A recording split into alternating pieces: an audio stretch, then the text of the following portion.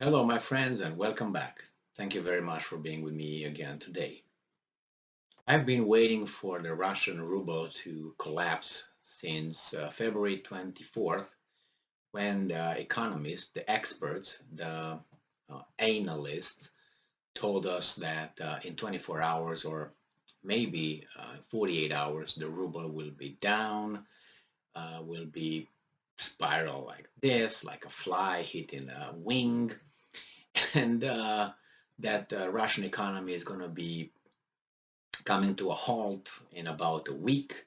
The Russians will not be able to do anything and will beg for the Western countries to come on their white horses and provide dominance. Did you think I was saying food or something? Nah, nah, nah, nah, nah. That's not gonna. They're not gonna deliver that. They're gonna deliver Russia from 1991 to Russia of 1999. That's the Russia those guys want. And Putin doesn't want that, and the Russians don't want that. All right, we have here an article from NASDAQ, who that from today, June 22nd, 2022. And this is the title: Russian ruble firms to 7-year high, past 53 versus dollar in Moscow trade. Well, the ruble jumped on Wednesday to its strongest mark in 7 years against the dollar and euro, supported by capital controls, a favorable upcoming tax period, and Russia's trade surplus. Trade surplus? So that means they're doing very good what they're doing. They're good at what they're doing. All right, surplus, like United States. At 7:34 GMT, the ruble was 1.4% stronger against the dollar at 53.07 dollars.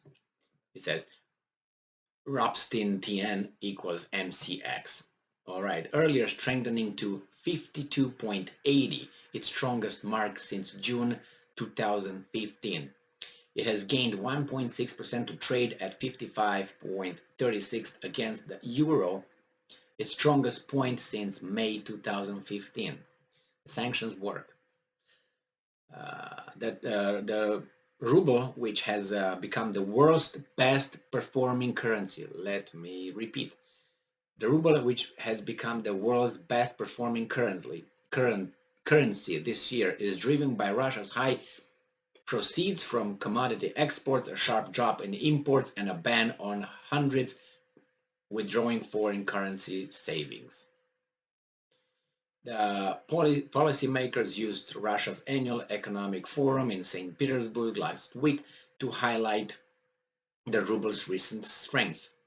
There are concerns this could weigh on the economy as it tips into recession amid harsh sanctions over what Moscow calls a special military operation in Ukraine. The ruble is also butter stressed by companies that need to pay taxes early next week. For export-focused firms, that means converting dollar and euro revenue into rubles. And I'm quoting factors such as a strong balance of trade and the tax period are currently working in favor of the ruble. That is, there are no reasons for the ruble to weaken. Russian stock indexes were mixed, hampered in part by oil prices, which dropped sharply to a more than 1 month low. Brent crude oil, a global benchmark for Russia's main export, which is LCOC1, was down 4.4% at $109.6 a barrel. And then we have Promsvias Bank also said the strong ruble was hampering growth of commodity companies, putting pressure on the overall stock market. The dollar-dominated RTS index, IRTX, was up 0.8% to 1,394.4 points, earlier climbing a 4-month high. But the ruble-based MOEX Russian index was 0.5% lower at 2,346.6 points. So yes, the sanctions are working, definitely working. And it's another article here stating that the Russian Putin is winning the currency war. The ruble bull market has just begun. It's just coming from these guys. It's how should I put it, a recognition of those sanctions, and not only the sanctions. I said from the very beginning of this special operation, where it started February 24th, that Russia was ready. It had folders and options and the scenarios already ready when this happens. Why? Because they reacted too fast and too good.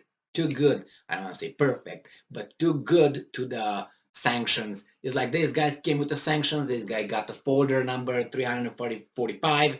Put over here. Let's see what they do. Okay, for this scenario, we have this action. Okay, they came with another sanction or another move. Okay, let's get folder 3529. Boof out for this scenario. We use this one. They were ready.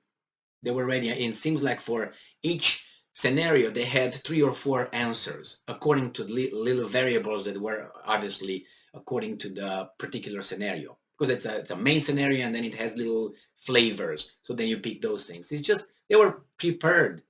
They were not scrambling. Oh my God, they kicked us out of SWIFT. What are we going to do? Oh my God, they shut off Nord Stream 2. What are we going to do with gas? Everything got ready. How do you call it? The Chinese were ready. Let's go. Let's start. They started. Let's go. Okay. So the Indians, the same thing. India, the same thing.